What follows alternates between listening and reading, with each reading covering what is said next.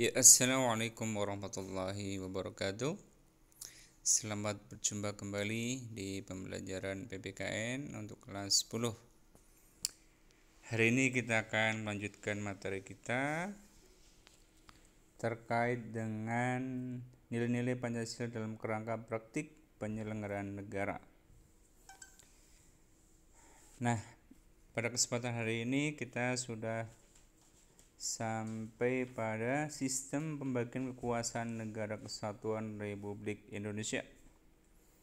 Yang pertama terkait sifat hakikat negara dan kedaulatan negara. Sifat hakikat negara itu mencakup 1. Sifat memaksa, 2. Sifat monopoli, dan 3. Sifat mencakup semua. Apa makna dari ketiga sifat tersebut? Oke, kita lanjutkan.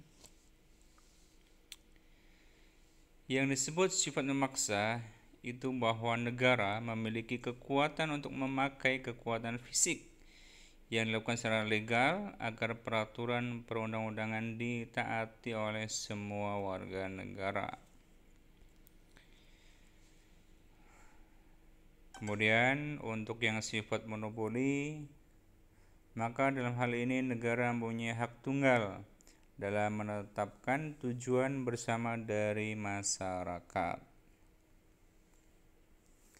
Lanjut yang ketiga, yaitu sifat mencakup semua.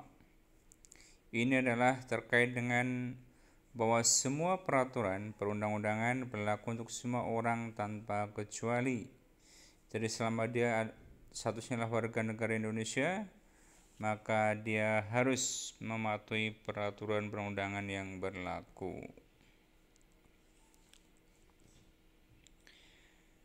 Nah, kita tadi sudah melihat makna sifat. Nah, sekarang adalah kedaulatan. Apa itu kedaulatan? Kedaulatan adalah kekuasaan tertinggi untuk menentukan hukum dalam suatu negara. Jadi inilah yang dimiliki oleh sebuah negara, yaitu kedaulatan. Syaratnya adalah memiliki kedaulatan. Karena kedaulatan ini adalah sebagai kekuasaan tertinggi pemerintah yang nantinya untuk menegakkan suatu pemerintahan negara. Oke, ada beberapa teori kedaulatan yang berlaku sampai sekarang ini.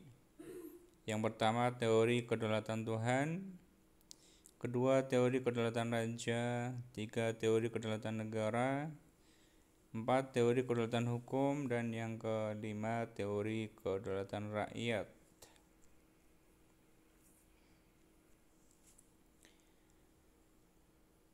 Nah, sementara untuk kedaulatan yang kita miliki atau negara-negara yang baru merdeka itu harus memenuhi 2 pengakuan kedaulatan. Yang pertama, dia harus mendapatkan pengakuan kedaulatan secara de facto. Yang kedua, dia juga mendapatkan pengakuan kedaulatan secara de jure. De facto berarti faktanya ya. Nah, kemudian jure adalah secara hukum ya, hukum internasional. Kita akan lihat contohnya untuk negara Indonesia. Nah, ini ya, untuk bangsa Indonesia kita mendapatkan pengakuan secara de facto itu ketika peristiwa proklamasi 17 Agustus 1945. Itu adalah secara de facto, karena pada saat itu secara fakta bangsa Indonesia sedang memproklamirkan kemerdekaannya. Kemudian secara de jure ya, adalah pengakuan secara hukum internasional. Nah, yang paling bersejarah terkait dengan pengakuan kedaulatan Indonesia adalah ketika hasil konferensi meja bundar antara Indonesia dengan Belanda. Disinilah Belanda secara utuh mengakui kedaulatan Indonesia dan mau melepaskan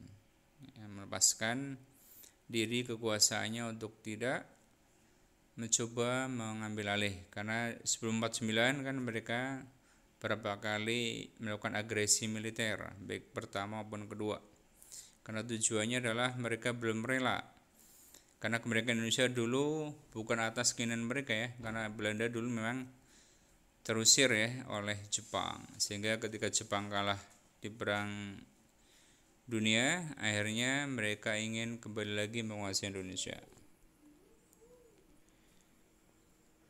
Oke.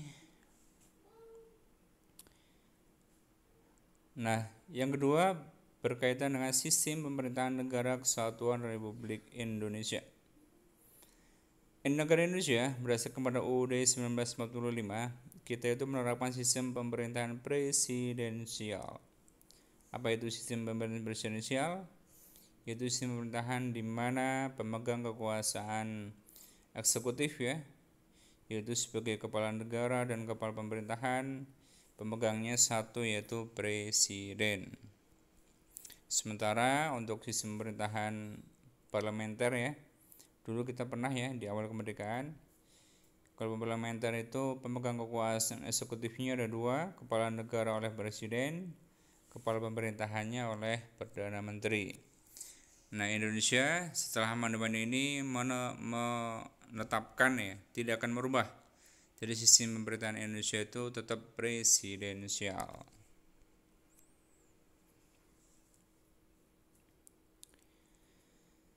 Oke, dalam sistem presiden Indonesia, kita itu lebih mengarah pada sistem pembagian kekuasaan, distribution of power, bukan pemisahan kekuasaan atau separation of power. Kalau yang separation of power itu diterapkan di negara Amerika Serikat. Dia itu pemisahan kekuasaannya itu nyata ya. Kalau Indonesia tidak. Kita lebih ke pembagian kekuasaan. Ini kita bisa lihat pada struktur lembaganya ya. Jadi antara lembaga eksekutif, legislatif, yudikatif, dan eksaminatif itu ada hubungan kerjasama. Jadi antar lembaga masih ada hubungan kerjasama dalam proses penyelenggaraan pemerintahan negaranya.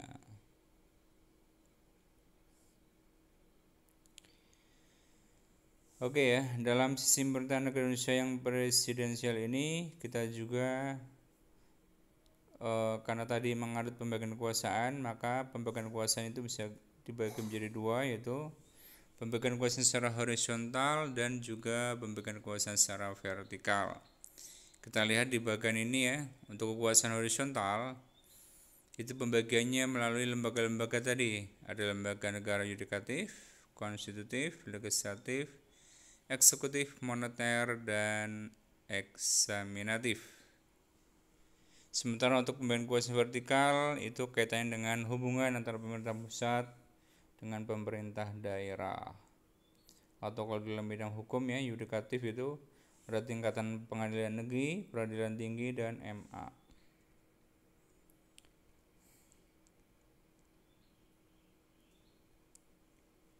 Oke, demikian itu untuk materi pada kesempatan hari ini. Silakan setelah kalian memahami untuk menjawab pertanyaan-pertanyaan evaluasi berikut ini untuk mengetahui seberapa paham kalian di dalam memahami dan menyimak materi untuk subbab ketiga ini.